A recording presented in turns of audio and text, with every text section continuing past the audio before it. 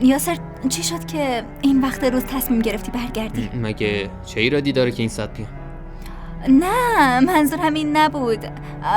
معلومه که میتونی، چرا نتونی؟ چی شده؟ چرا پریشونی؟ نگران نیستم. مگه چی شده؟ تولدتو تبریک گفتم ولی تو اصلا جوابمو ندادی. شرمنده‌ام واقعا. خیلی ببخشید و ازت ممنونم. برات کیک بستنی گرفتم. بهتره بذاریش یخچال وگرنه آب میشه. میتونیم شب بخوریمش.